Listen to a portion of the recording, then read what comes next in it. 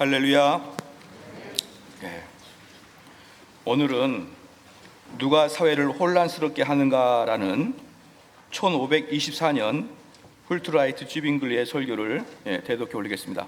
먼저 쥐빙글리를 간단하게 소개를 하고 시작하겠습니다.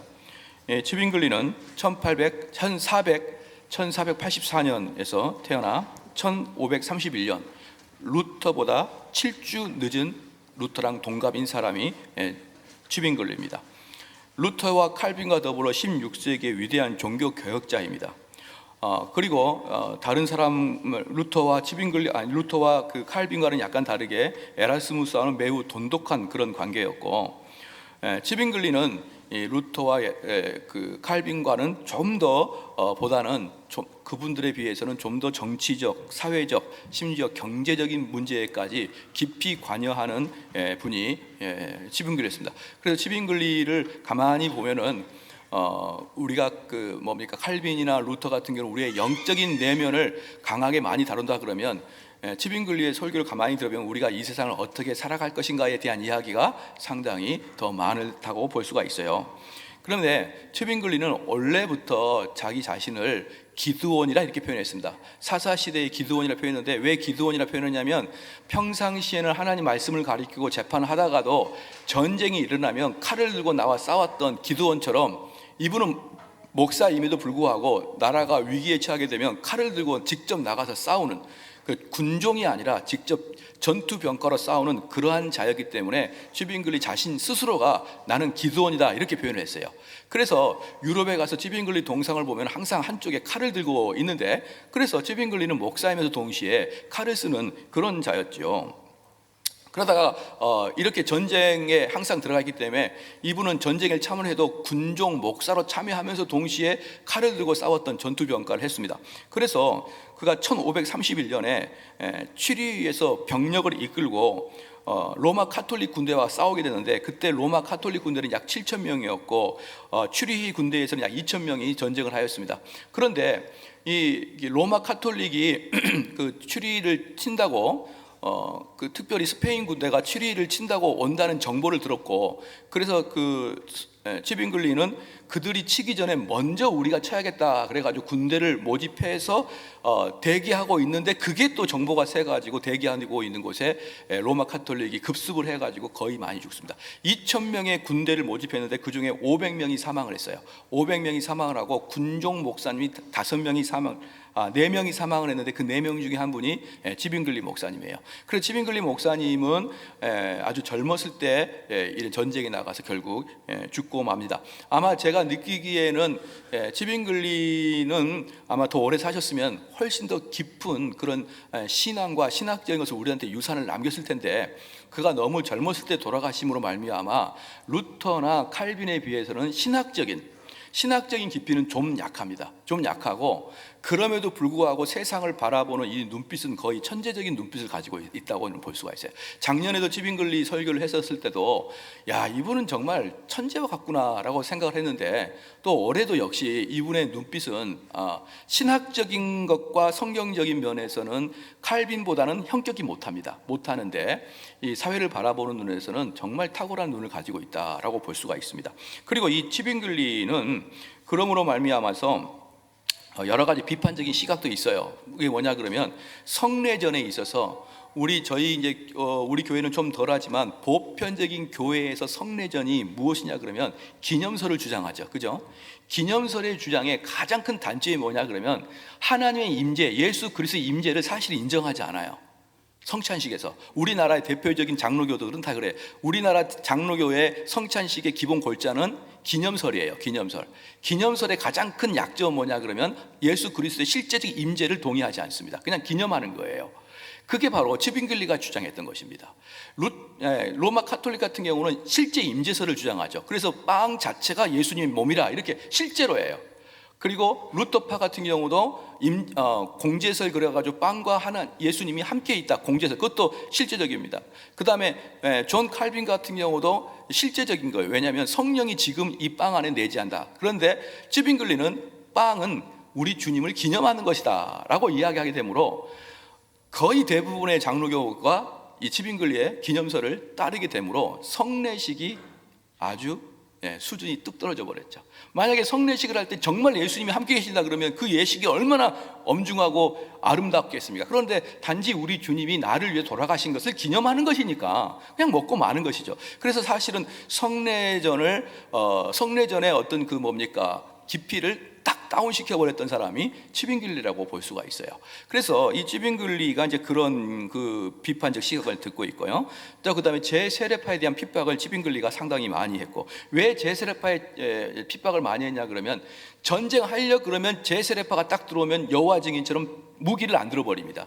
제세례파는 무기를 안 들어요. 그러니까 그 당시는 전쟁의 소용돌이 속에서 사람들이 제세례파의 전도만 받았다 그러면 우리는 무기를 들지 않습니다. 그러니까 당연히 제세례파는 핍박의 대상일 수밖에 없었죠. 그래서 어쨌든 핍박을 받았고, 그 다음에 어느 정도 종교개혁 당시에 스스로가 칼을 들고 나가서 싸웠기 때문에 폭력의 정당성도 이분을 통해서 좀 인정됐고, 이러한 것들이 치빙글리에 대한 비판적 시각이고, 이제 그리고 또 이제 칼빈에 비해서는 신학적인 지식이 바탕이 좀 얇으니까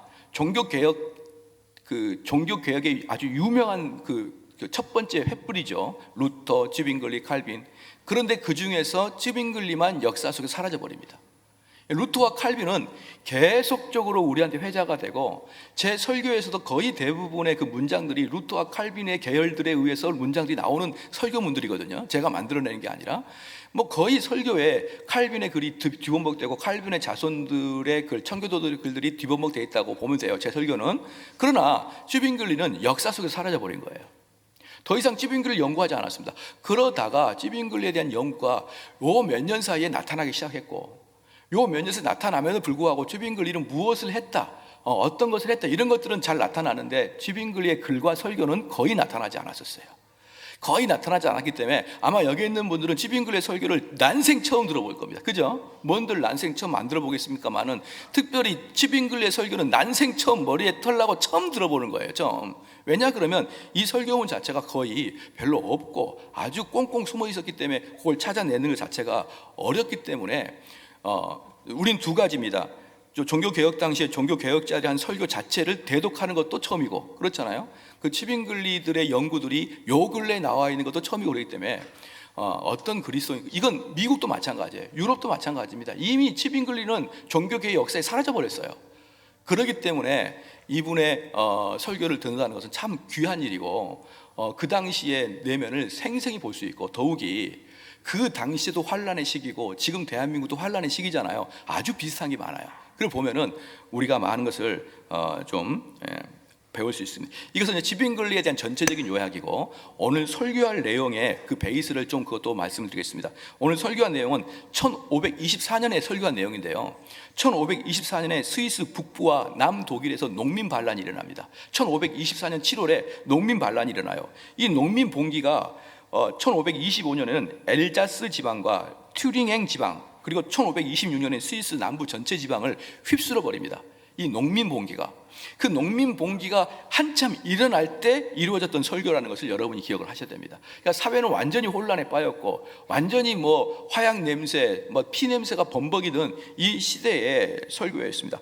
그럴 때 치빙글리는요, 그 당시 사람들에게 이것은 아니다 이러면서 계속 운동했는데, 첫 번째 뭐냐면 경제가 완전히 무너졌습니다. 어떻게 경제가 무너졌냐면, 사람들이 기득권자들이 우리의 이자를 받아가지고, 우리의 11조를 받아가지고 이 사람들이 헛되이 돈을 쓴다 그래가지고 이자 내지 않기 운동, 그 다음에 11조 내지 않기 운동이 바로 이때 일어났었고요.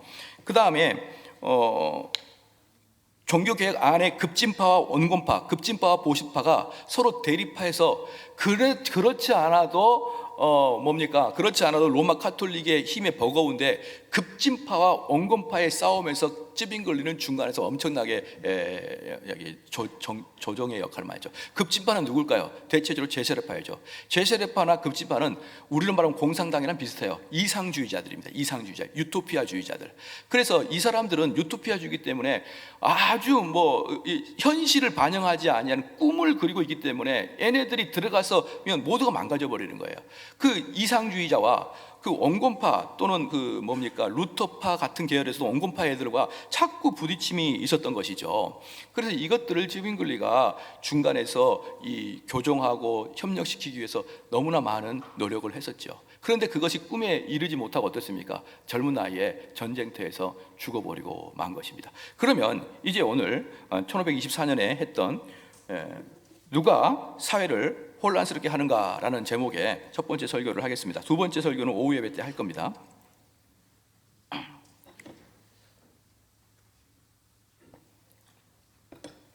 바울이 디모데후서 3장 12절에서 말하는 바와 같이 진리를 따르려는 자들이 얼마나 많은 반대에 부딪히고 고통을 당하며 조롱과 비난 그리고 악담을 감수해야 하는지 알게 될 것입니다.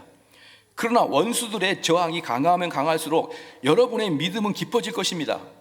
오히려 그들의 반대 때문에 바르게 기도하는 것이 무엇이며 그들의 반대 때문에 바르게 상담하는 것, 바르게 행동하는 것이 무엇인지를 분명히 알게 될 것입니다.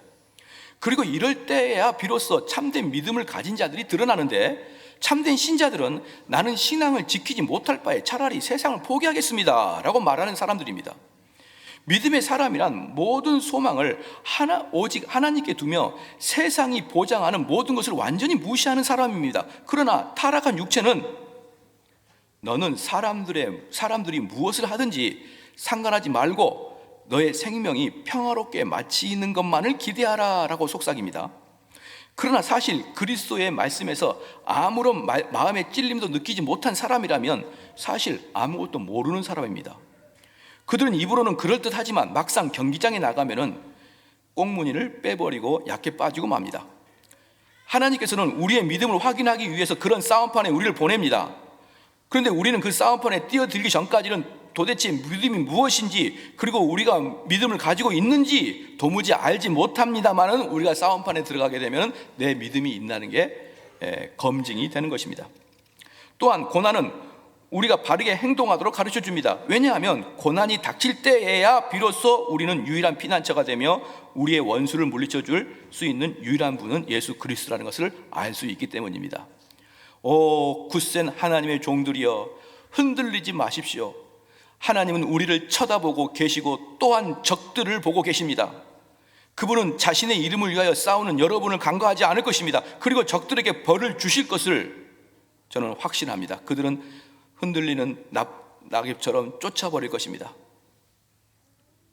저는 이 설교에서 세 가지를 말하겠습니다. 첫 번째는 주위에는 몇몇 사람들이 사실은 전혀 그렇지 않음에도 불구하고 사람들로 하여금 단지 복음을 미워하게 만들기 위해 악한 감정을 가지고 우리를 모함하는 사람들이 있습니다. 그들을 향한 것입니다. 둘째, 선한 행동가들이라고 말하는 이들은 그들은 선한 행동이라고 하지만 결국 그들의 그리스도의 복음에는 많은 피해를 주고 있는 자들입니다. 선한 행동이라고 말하지만 사실 그 선한 행동 때문에 오히려 기독교에 많은 피해를 주고 있는 사람들이 있습니다. 마지막으로 이 도시에 폭동이 일어나게 하는 자가 누구냐 하는 것입니다. 자, 이런 것들을 알게 되면 교회는 사악한 모함과 의심으로부터 자유롭게 될 것입니다.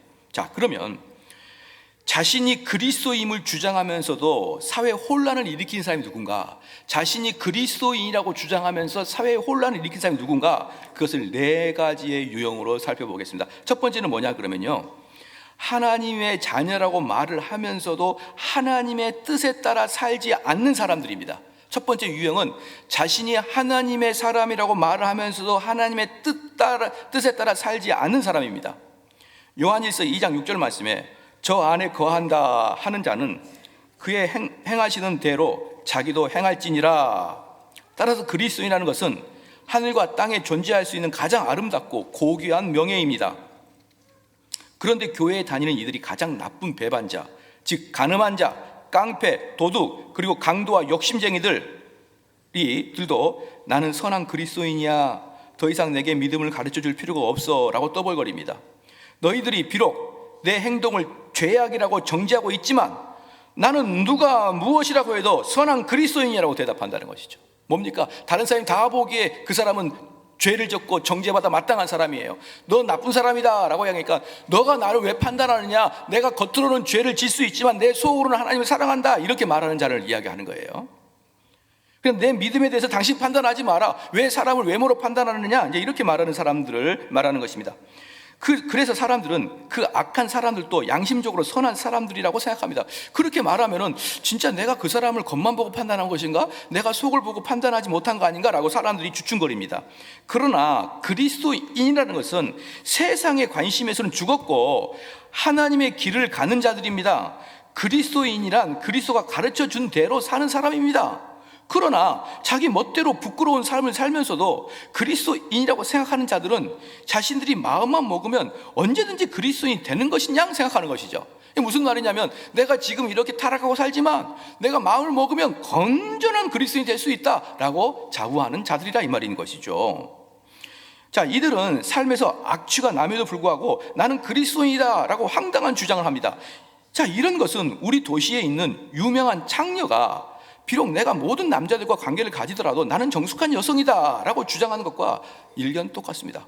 디도서 1장 16절 말씀에 그들은 입으로는 하나님을 안다고 말하지만 행동으로 부인하는 것입니다. 바로 이런 이들 때문에 하나님의 이름이 더럽혀지고 있는 것입니다. 자, 여기서부터 중요한 거예요. 이제 바로 이런 이들이 세상의 악한 사람들의 폭동과 소요를 일으키게 만드는 원인과 제공을 한답니다. 자, 여기서 이제 우리가 이제 치빙글리의 놀라운 이제 반전의 시각이 나타난 게 뭐냐면 이 세상에서 왜 사람들이 그 흥분하고 분노를 펼치고 혁명을 일으키느냐?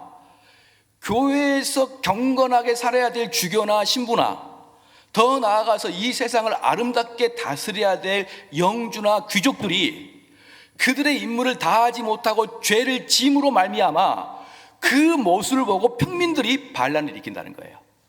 여러분 이해가 되셨죠? 평민들이 반란을 일으키는데 그런데 여기서 치빙리가 말하는 게 뭐냐면 그러면 이 사회를 혼란시키는 자가 누구냐 이 말이에요. 이 사회를 혼란시키는 자는 그 주교나 영주가 아니라 왜? 그들은 혼란을 야기한 자들이지 실제로 혼란시키는 자는 농민 너희들이라는 거예요. 이게 이제 우리들의 보편적인 이 데모하는 사람들하고 전혀 다른 시각 바로 이 문제. 우리는 저들이 나쁜 놈이니까 우리가 반란을 일으키고 또는 우리가 혁명을 일으키자라고 이야기하는데 치빙글리가 말하는 것은 그 주교들이 혁명을 유발했지만 실질적으로 혁명을 한 사람들은 농민 너희들이다 이 이야기를 정말 색다른 시각으로 이야기를 하고 있습니다. 저는 이 이야기에 깜짝 놀랐어요. 어떻게 이런 식으로 볼 수가 있나. 그런데 상당히 많습니다. 왜냐하면 자, 왜 이런 이 이유를 이야기하냐면 이들은 마치 돌밭에 복음이 떨어지면 빨리 반응합니다. 이들은 뭐냐 그러면 농민 혁명들 또는 이 사회 부조리를 엎어버리려고 하는 이 혁명 세력들을 이야기하는 거예요.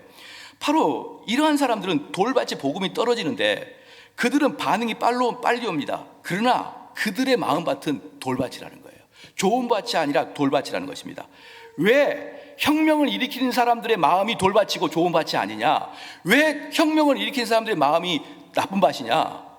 그들의 마음에는 사랑이 마음밭이 아니라 증오의 마음밭으로 씨앗이 떨어지기 때문에 혁명을 일으키는 사람들은 사랑의 마음을 기준적으로 갖고 있는 게 아니라 기존 세력에 대한 분노와 미움과 증오를 갖고 있는 마음 상태에서 복음이 떨어지기 때문에 그 밭은 증오의 밭이라는 거예요.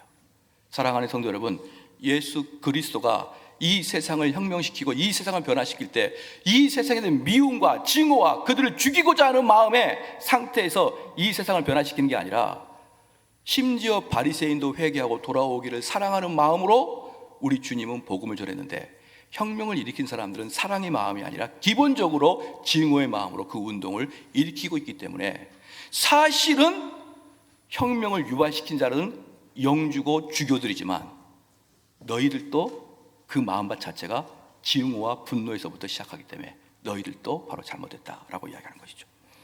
자, 그래서 왜냐하면 분노는 증오를 낳기 때문입니다. 그들은 교황골에 대한 격렬한 소리치며 교황파의 위선자들에 대해 끊임없이 밝혀내는 일만 주로 합니다. 이들이 하는 일이 뭡니까? 교황파들의 비리만 밝혀내는 거예요. 교황파의 비리만 밝혀내는데 그게 바로 얘네들이 하는 일입니다. 그런데 그 마음밭에는 교황이 그렇게 싫고 미운 거예요. 교황이 그렇게 싫고 믿고 교황을 쫓아내고자 하는 그 마음, 분노의 마음 속에서 그것을 혁명을 일으키고 있다는 것입니다. 그 바로 마음밭 자체가 증오의 밭이기 때문에 그건 성경적인 밭이 아니라는 것입니다. 그래서 이들의 행위는 하나님의 말씀에서 나오는 것이 아닙니다. 단지 교황을 증오하는 데에서 나오는 것입니다. 예수 그리스도의 마음이 증오에서부터 나온다는 것이 말이 됩니까? 그러나 이 개신교 안에 있는 이들의 운동력의 원동력은 로마 카톨릭을 미워하는 데에서부터 시작하는 자들입니다. 나는 이들이 증오에서가 아니라 이웃을 사랑하는 것에서부터 고통스러운 짐을 지고 있는 적 그리스도를 해방시키기 위한 사랑의 마음에서도 시작돼야 된다고 봅니다. 그들이 혁명을 일으켜도 저 기득권자들이 회개하고 하나님을 받아들여야 된다는 그 사랑의 마음에서 시작되는 그런 혁명이 아닌 저들이 미워 저들의 부정부패를 내가 다 쓸어버릴 거야 라는 증오의 마음으로 혁명을 일으킨 것은 절대로 예수님의 밭일 리가 없다는 것입니다. 특히 우리가 죄악의 세상과 싸울 때 무작정 자기 열정만 가지고 싸운다면 결코 좋은 결과를 얻을 수 없습니다. 악한 행동을 하는 사람은 회개해야 하며 다른 방식의 삶을 다시 시작해야 됩니다. 다시 말하겠습니다. 그 농민들은 하나님 말씀을 들어야 됩니다. 그리고 그들은 먼저 자신이 누구인지를 인식해야 됩니다. 그럴 때 자신의 타락함을 인식하게 되고 좌절하여 그는 오직 하나님의 은혜만을 의지하게 됩니다. 그럴 때 하나님은 그 안에 머물게 되고 새로운 사람, 거듭난 사람이 됐죠. 바로 새로운 사람, 거듭난 사람이 될 때 이제서야 그는 교황권에 대적할 수 있는 마음의 강한 자가 되는 것입니다. 그 마음의 거듭남으로 그리스도의 사랑이 가득 찰 때야 비로소 이 사회 부조리에 대항할 수 있는 자가 된단 말이에요. 그게 바로 성경의 원리입니다. 그리고 교황권은 어떤 외적인 무장보다 이와 같이 내적인 무장으로 훨씬 더 쉽게 무너져 내릴 것입니다. 무슨 말입니까? 외적으로 힘을 다해서 싸우는 것보다는 오히려 교황권을 무너뜨리려 그러면 우리 사람 한 명 한 명의 내면 세탁이 내면이 변화될 때 그럴 때 훨씬 교황이 빨리 무너질 것이다 이 뜻인 것입니다. 나가서 투쟁해서 싸우는 게 아니라 너 저 비리 문제 나가라 이게 아니라 우리가 내면이 변화될 때야 비로소 교황권은 금방 무너질 것입니다. 우리가 그리스도인으로 사는 한 모든 사람들은 교황제도를 떠나게 되어 있습니다. 왜냐하면 사람들은 교황제도가 우리를 현혹시키는 속임수라는 것을 잘 알고 있기 때문입니다. 그리고 그 모든 것은 결국 무너져 내릴 것입니다 라는 사실을 잘 알고 있습니다. 내가 여기서 말하고자 하는 것은 우리는 단지 교황에 대한 증오에서가 아니라 이웃과 하나님을 향한 사랑을 가지고 교황권이 가진 권력을 제거하는 것입니다. 여러분 이게 500년 전의 설교인데 이런 설교는 거의 찾아볼 수 없네요. 한국에는요. 전부 다 나가서 투쟁하자는 것이지. 우리가 억울하니까 투쟁하자 이거 아니겠습니까? 500년보다 훨씬 철이 못 들었어요. 자, 두 번째입니다. 두 번째, 그럼 또 어떤 사람이 이렇게 사회를 혼란시키냐? 마치 복음이 죄를 지을 수 있는 자유 여건인 것처럼 복음을 왜곡하는 자들입니다. 오늘 본문 말씀인 것이에요. 갈라디아서 5장 13절 말씀에 형제들아 너희가 자유를 위하여 부르심을 입었으나 그러나 그 자유로 육체의 기회를 삼지 말고 오직 사랑으로 서로 종노릇하라 이렇게 나와 있습니다. 예를 들어 보겠습니다. 사순절 기간 동안에 특별한 외투와 머리 장식 그리고 옷을 입었던 여성들이 사순절이 끝나고 부활절이 되자마자 그 모든 것을 갑자기 벗어 던져버리고 사치스러운 옷으로 바꾸었습니다. 이들은 사순절 때 기간 동안에 슬픈 얼굴을 띠고 검정색 옷을 입고 사순절을 보내고 있습니다. 보내고 있는데 그것이 끝나자마자 부활절이 되자마자 그 모든 것들을 갑자기 벗어 던져버리고 사치스러운 옷으로 바꾸고 입었습니다. 부활절이라도 그들의 입은 외투는 검은색이어야 되며 가능한 한 주름진 것이어야 됩니다. 치마는 적어도 3엘레가 넘어야 됩니다. 이 3엘레는 발목 정도의 길이를 말합니다. 치마는 적어도 3엘레가 넘어야 됩니다. 그것은 아무도 경건한 여성에게 가까이 다가오지 말라 하는 그런 제스처입니다. 사순절에 잠시 회개의 눈물을 흘리고 이제는 마치 나는 충분히 울 만큼 울었어 라고 과시하는 듯이 사순절에 입었던 슬픔의 옷을 금방 벗어 던지고 벗어 던지는 여성들의 행동은 잘못된 것입니다. 이 이야기를 들은 경건한 여성들은 금방 수긍 갈 것입니다. 대부분의 경건한 여성들이 사치스럽게 자신을 치장하려고 하지 않기 때문입니다. 그럼에도 불구하고 몇몇 여성들은 자신이 배운 것을 근거로, 이때도 신식 여성들이 있었던 것이죠. 자신이 배운 것을 근거로 내세우며 그러한 것은 어리석은 행동입니다 라고 반문합니다. 그들은 마치 공작처럼 꽉 끼고 요란스러운 옷을 입고 거만하게 뽐내며 거리를 활보하고 다닙니다. 교황의 바보 축제를 통해서, 그 교황의 바보 축제는 뭐냐 그러면 이렇게 사순절이 끝나고 부활절이 시작되는 그 아침을 교황의 바보 축제라고 말합니다. 이때 사람들은 이미 점심 식사 때 자신의 위장에 더 이상 음식을 채워 넣을 수 없을 때까지 폭식을 합니다. 뭐냐면 사순절 기간 동안에 또 금식 기간을 하잖아요. 특별히 마지막에 금식 주간에, 고난 주간에 금식을 하지 않습니까? 그 금식이 끝나자마자 폭식을 합니다. 그리스도인은 먹든지 무엇을 하든지 어디서든지 절제 있는 생활을 해야 됩니다. 그리고 자신의 힘으로 노동해서 다른 사람을 돕는 것이 그리스도인입니다. 그렇게 가서 어디 가서 먹지 말고 남들에게 피해를 주지 않게 너가 노동을 해서 너가 먹고 다른 사람에게 도움을 주는 게 그리스도인이지, 그냥 가가지고 무절제하게 많이 먹고 자기의 탐욕을 취하는 것을 이야기하고 있는 것이죠. 몇몇 수녀들과 수사들은 마치 호사가처럼 살고 있습니다. 그들의 수동원은 이선자의 굴입니다. 그들은 맛있는 것을 먹으러 갈 때와 춤추러 갈 때가 되면 수동원에서 언제나 내보내줄까, 그것만 관심을 갖고 있습니다. 수녀들 중에는 수녀의 원래 모습, 즉 노동하며 하나님을 경외하며 절제된 삶과 공동체 삶을 살고 있습니다. 그러나 또 완전히 다른 수녀들도 있습니다. 그들은 목걸이, 반지, 금태 두르는 모자, 그리고 다른 사치품들을 몸에 치장하고 공공장소를 보란듯이 돌아다니고 있습니다. 당신들이 진정한 그리스도인이라면 다른 사람의 분노를 사지 않기 위해서로 예전처럼 세상과 떨어져 절제된 삶을 사시길 바랍니다. 진실한 사람을 당신들의 무의도식하는 삶과 값싼 여성 같은 삶을 비판하지 않을 수 없습니다. 당신들의 행동은 진실한 사람들에게 큰 걸림돌이 됩니다.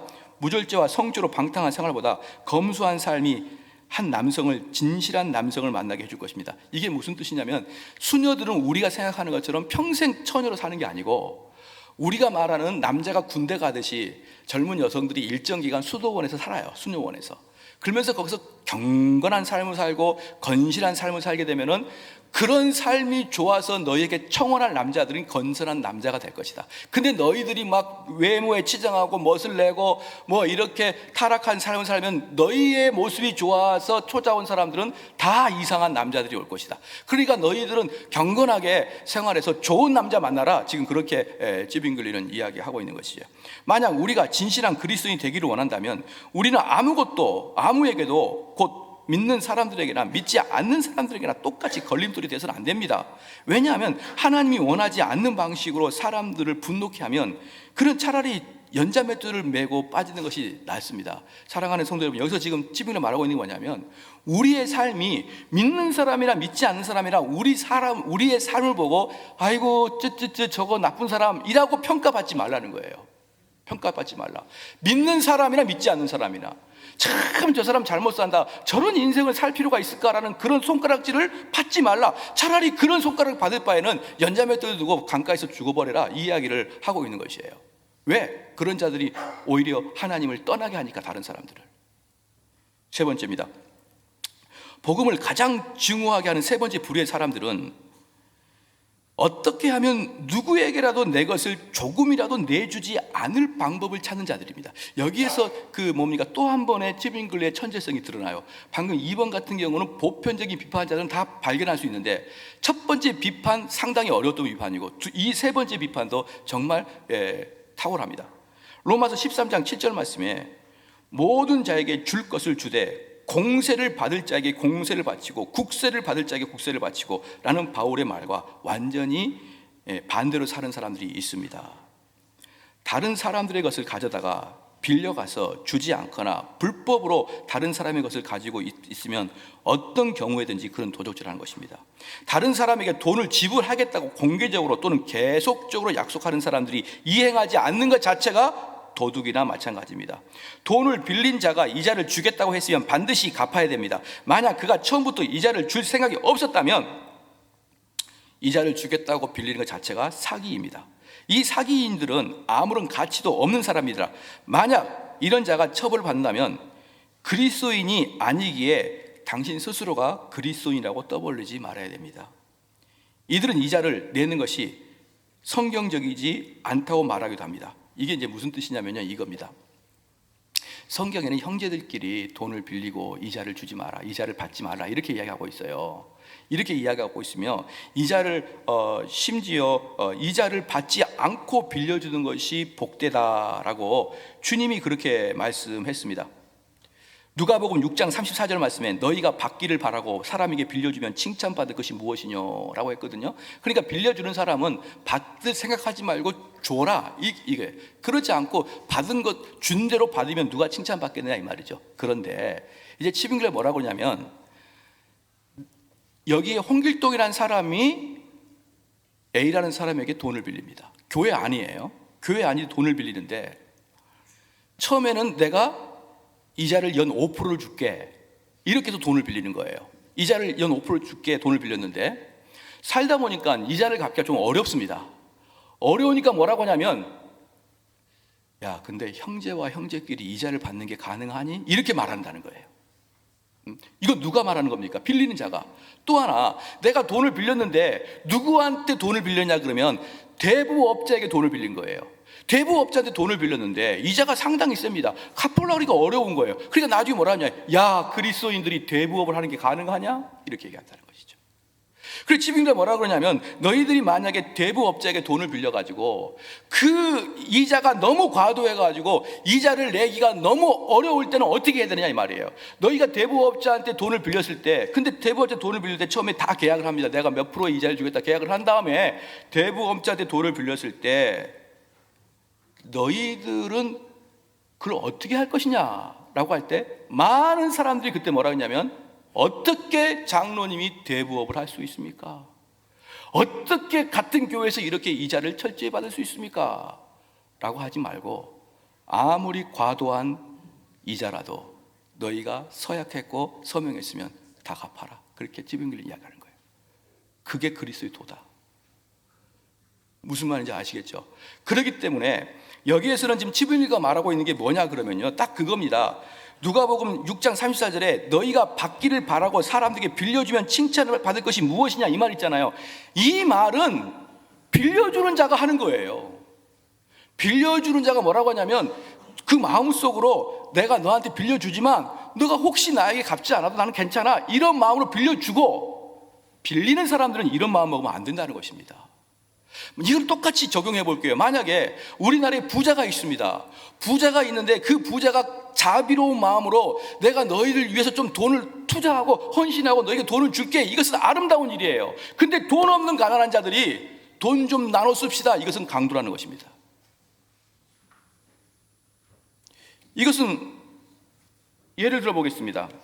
이런 방식이 하나 있었습니다. 취리에 살고 있는 존경을 받지만 위선자인 성직자가 한 명 있었습니다. 어느 날 그는 이웃집 정원을 자기 것이라고 우기기 시작했습니다. 그는 문서도 증인도 없고 재판에서 패소했음에도 불구하고 계속 재판을 신청했습니다. 그때 한 외국인이 치리 와서 어떻게 성직자가 그럴 수 있습니까? 라고 말하자 어떤 사람이 이렇게 말했습니다. 그렇게 놀랄 필요 없습니다. 진정한 선한 그 성직자는 자신의 이익을 위해서 그렇게 하는 것이 아니라 자기의 것이 아닌 것을 자기 것이라고 주장하는 정원의 소유자의 불쌍한 영혼을 위해서 소송을 계속 제기하는 겁니다. 그렇게 하게. 무슨 말이냐면, 이 성직자가 자기 옆집에 있는 땅을 차지하려고 그러는 거예요. 그런데 그 당시에는 이 문서가 불명확하니까 그것을 내 걸로 하려고 그래도 증인도 없고 문서도 없고, 그런데 계속 재판해봐야 패소합니다. 사람들이 묻는 거예요. 왜 이렇게 계속 재판하고 그 땅을 욕심을 냅니까? 물어보니까 저 정원을 소유하고 있는 저 사람의 양심의 상처를 받을까봐 내가 그것을 내 걸로 해주려고 하는 겁니다. 그런 거예요. 자, 이것은 무엇과 똑같냐 그러면, 나는 저 사람이, 여러분 돈이 많으면 타락하잖아요, 그죠? 재물이 많으면 타락하지 않습니까? 이렇게 하는 거예요. 나는 저 사람이 가진 많은 재산 때문에 하나님의 벌을 받지 않도록 하기 위해서 저 재산을 내가 가져오는 겁니다. 이렇게 이야기하는 것과 똑같은 것이다. 그러나 이렇게 말하는 성직자는 정작 자신의 영혼을 전혀 돌아보지 않는 자입니다. 현재 소위 훌륭하다는 그리스도인이 바로 이와 같은 행동을 하고 있습니다. 그들은 자기들의 이기심과 탐욕을 앞세워 다른 사람들의 행복을 가로채고 있습니다. 그들은 마치 하나님의 영광을 위해 행동하는 사지만 사실은 하나님의 이름을 더럽히고 있는 것입니다. 만약에 한번 생각해 보십시오. 그리스도인들한테 돈을 빌려줬는데 나중에 돈을 갚으라고 하니까, 나는 성경에 이자놀이 하지 말라 해서 이자를 못 주겠는데요 라고 하게 되면 그리스도인들은 어떻게 되겠습니까? 사회가 어떻게 되겠습니까? 자기가 한 약속을 스스로 지키지 않는 사람들은 세상을 분노케 만들 것이며, 사람들은 조금도 자기 것을 남에게 주려고 하지 않을 것입니다. 그 말은 어떤 주장보다 복음의 가장 큰 원수인 것입니다. 이들은 사실 세상의 재화를 매우 귀중하게 여기고 있는데 역설적으로 자기는 깨끗한 척 하는 사람입니다. 자, 그러면 지부인가 이렇게 얘기하는 것이죠. 그러면 너희들은 그 고리 대금업자한테 이렇게 말을 해서 빌려보라는 것이죠. 이렇게 말을 해서 빌려보라. 너희가 받기를 바라고 사람에게 빌려주면 칭찬을 받지 못할 것이다 라는 말을 하고 빌려보라는 거예요. 그러면 그럴 때 빌려주는 고리대금업자에게는 안 갚아도 상관없다. 근데 너희가 꼭 갚겠다고 말하고 빌려갖고 누가복음 6장 34절의 말씀을 응용하는 것은 너희들은 하나님의 말씀을 가지고 너희들의 영혼의 유익을, 아니 너희들의 육의 유익을 취하려고 하는 사람입니다. 이와 같은 방식으로 사회생활한다면 사회는 분명히 혼란에 빠질 것입니다. 이렇게 된다면 강자가 부자의 재산을 빼앗아갈 일이 나타나기 때문입니다. 위의 말씀은 빌려주는 자가 그와 같은 걸 먹으라는 것입니다. 만약 빌려준 사람이 그렇게 마음을 먹지 않으면 그 대가를 지불하지 않으면 도둑에 불과합니다. 그리고 이와 같은 돈에 관한 문제는 신앙으로 다투는 것이 아니라 세속 법정에서 다툽니다. 사랑하는 성도 여러분, 여기서 찌부리가 아주 선명한 이야기가 뭐냐면 교회에서 재정 문제로 서로 다투면 교회에서 해결하지 말고 세상 법정으로 가라는 거예요. 세상 법정으로 가라. 이 교회에서 뭔가 폭행 사건이 일어나면 교회에서 다루는 게 아니라 그 세상 법정에서 다루는 것입니다. 왜냐 그러면 교회에서 달아서 교회의 문제를 세상 법정에 신고하는 것 대단히 터부시 여기는데 그러지 않습니다. 교회는 세상 법정으로 다룸을 해야 될 게 얼마든지 많아요. 단 교회에서만 해결할 게 뭐냐? 신앙의 문제, 교리의 문제는 세상으로 끌고 갈 수가 없죠. 교회에서 문제예요. 그러나 교회에서 누가 돈 빌려가지고 사기치고 이런 것은 세상 법정에다가 신고하는 것입니다. 이 말씀은 누가복음 12장 13절 14절 말씀이 이렇게 나옵니다. 무리 중에 한 사람이 이르되 선생님 내 형을 명하여 유업을 나와 나누게 하소서 하니, 그러니까 뭡니까? 이건 유산에 대한 상속법에 대한 문제죠. 그것을 목사님 이 문제 좀 목사님이 잘 개입을 해가지고 우리 형님에게 요 잘 좀 이야기해 주십시오 라고 말하니까 우리 예수님 말하시되 이 사람아 누가 나를 너희 재판장이나 물건 나누는 자로 세웠느냐 하시노. 지부인글과 말합니다. 이 말은 물건 나누는 자와 재판의 문제는 내가 아니라 세상이라는 것이에요. 세상이 재판하는 것이고 세상이 물건 나누는 것이지 나는 그런 것을 하는 것이 아니다. 지금까지 이야기는 뻔뻔한 고리대금업자들이 자신들의 이자를 거두어 들이기 위한, 그리고 이자를 올리기 위한 것에 대해 정당성을 그들에게 부여한 말이 절대 아닙니다. 하나님 말씀을 전혀 모르며 죄를 범하는 터키인과 그 반대로 하나님을 알지만 하나님 말씀을 어기는 그리스도인 사이에 어떤 차이가 있습니까? 차이가 없거나 심지어 그리스도인이 더 나쁜 것입니다. 왜냐? 누가복음 12장 47, 48절에 이렇게 말했습니다. 주인의 뜻을 알고도 예비치 아니하고 그 뜻대로 행치 아니한 종은 많이 맞을 것이요 알지 못하고 맞을 일을 행한 종은 적게 맞으리라. 무릇 많이 받은 자에게 많이 찾을 것이요 많이 맡은 자에게 많이 달라 할 것이니라. 사랑하는 성도 여러분, 우리가 하나님 말씀을 많이 알지만 그 말씀에 순종하지 않는 우리나 불교 신자나 누가 더 나쁜 겁니까? 하나님 말씀을 많이 알고 있는 우리가 하나님 말씀을 순종하지 않는 우리나 불교 신자나 누가 더 나쁜 겁니까? 지빙글의 말은 많이 알지만 순종하지 않는 너희들이 더 나쁘다는 거예요. 불교 신자, 무신론자 욕하지 마라. 너희들이 더 나쁜 것이다. 왜? 알고도 행하지 아니하고 맡은 바가 많은데도 행하지 아니하기 때문에. 마지막입니다. 성경의 무소유 공동체를 강제적으로 명령하지 않았습니다. 이게 이제 3번과 연관된 문제인데요. 성경은 무소유 공동체를 강제적으로 명령하지 않았습니다. 공동 소유가 존재하는 곳에서는 모든 물건은 모든 사람의 소유입니다. 그러므로 이런 공동체는 일반적인 경우가 아닙니다. 사랑하는 성도 여러분, 많은 사람이 교회의 모범을 따르기 위해서 초대교회를 이야기하면서 초대교회 때 서로 나누어 쓰는 것에 대해서 이야기합니다.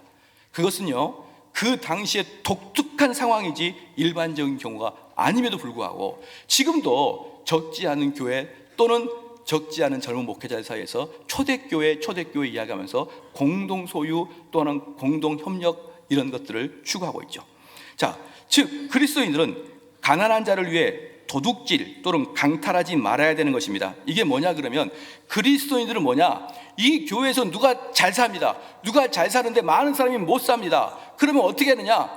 교회에서 목사님과 성도들끼리 모여가지고 야 너희 돈을 좀 내가지고 이 사회에서 마찬가지로 너가 좀 잘 사니까 돈을 내가지고 우리 못 사는 사람 같이 좀 나눠 먹자 이렇게 말하는 것을 찌빙거리는 도둑질 또는 강탈이라고 말했어요. 하지 말라는 것입니다. 사유재산을 모으는 것은 하나님 눈으로 보지 말고 현실적인 눈으로 바라보라는 것이에요. 우리가 돈을 가지는 것은 하나님의 눈으로 보지 말고 현실을 보란 말입니다. 현실을. 하나님 눈에 바라보면 이상적인 꿈이고 환상적이고 천국 같은 삶이기 때문에 돈이 아무 필요가 없는 것 같지만 실질적으로 우리는 병원도 가야 되고 학원도 가야 되고 밥도 먹어야 되고 여러 가지 돈을 쓸 때가 얼마나 많습니까? 이런데 이상적인 눈으로 보지 말고 현실적인 눈으로 바라보라는 것입니다. 그렇지 않을 경우 여러분들은 그리스도인이 해서는 안 될 강도와 도적질을 하게 되는데 어떻게 해냐면 만일 당신이 현행 제도가 오용되고 고통받는 가난한 사람들을 보고 있다면, 지금 무슨 말이에요? 현재 제도와 현재 국가가 오용되고 왜곡되어서 그것 때문에 많은 사람이 고통받고 있다는 것을 여러분이 보게 된다 그러면, 많은 사람들이 현재 잘못된 왜곡된 제도를 통해서 고통받고 있는 걸 당신이 눈에 보게 된다 그러면 어떻게 되느냐? 가난한 사람들을 보고 있다면, 그리고 국가나 재판관이 이런 것을 진지하게 생각하고 있지 않다 그러면, 왜곡되고 오류되어 있는데 재판관이나 국가가 이것을 진지하게 생각하지 않아요. 그러면 가난한 사람들의 것을 공정하게 인정하지 않고 있다면 내가 그 문제를 떠맡아야 되겠다라고 생각한다. 뭡니까? 내가 투쟁에 나설 테니 나를 따르라 라는 거예요. 이 세상의 공권자와 권력자와 기득권자가 불합리해요. 그럼 뭐라 그러냐? 내가 뒤집을 테니까 나를 따르라 라고 하면서 지도자가 된다는 것이죠. 그걸 강도와 도둑이라 이렇게 말합니다. 어떻게 생각합니까? 이게 500년 전의 이야기입니다.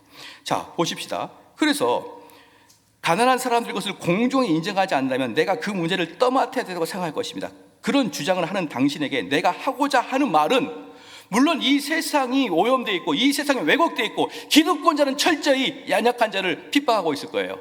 자, 그럴 때 사람들은 이제 혁명을 일으키고 뒤엎어버릴 마음을 갖고 있습니다. 그때 찌빙글리가 너희들한테 하고자 하는 말은 서두르지 마라.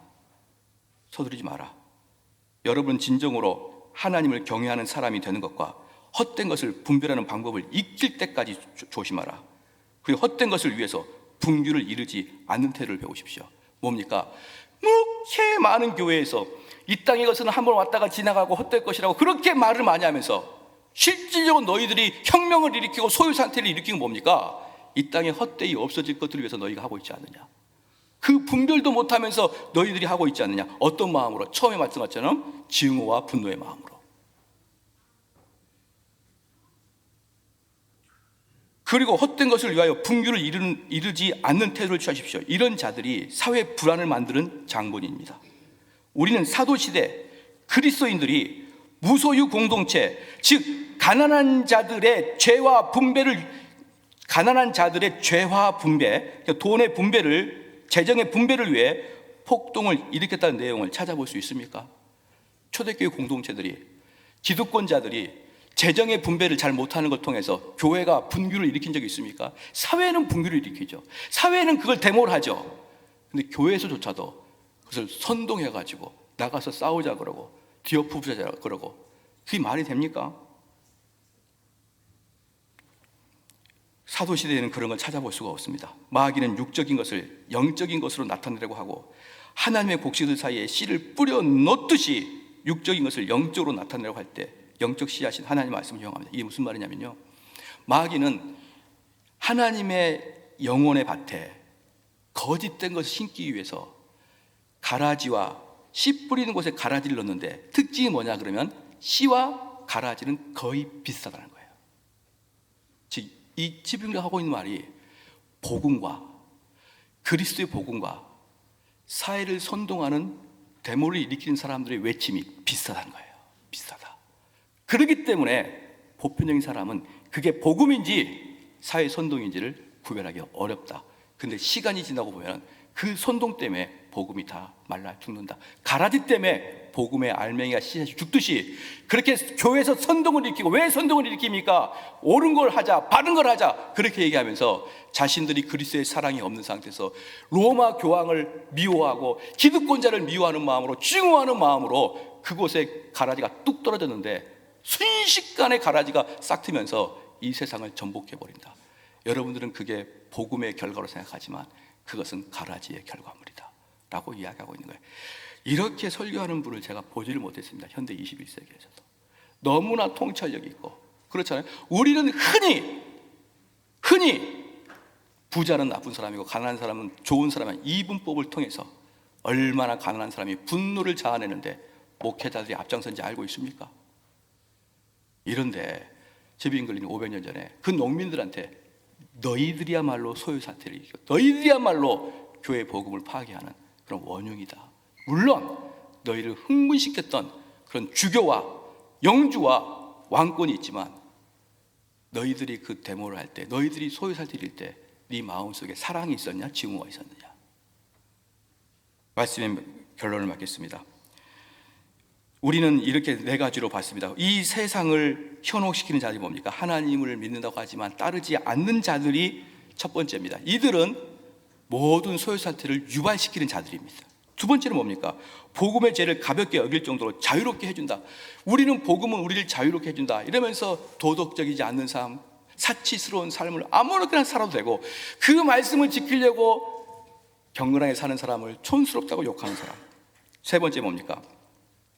바로 내 것을 전혀 주지 않고 내 것을 주지 않고 부자 것이나 다른 사람 것을 탈취해가지고 이 세상에 공평을 이루자라고 말하는 사람들이다. 그 네 번째, 무소유를 주장하는 이상주의자들. 이들이 사회를 혼란을 시키는 주범들이다 라고 지빙글리가 그렇게 이야기하고 있습니다. 기도하겠습니다.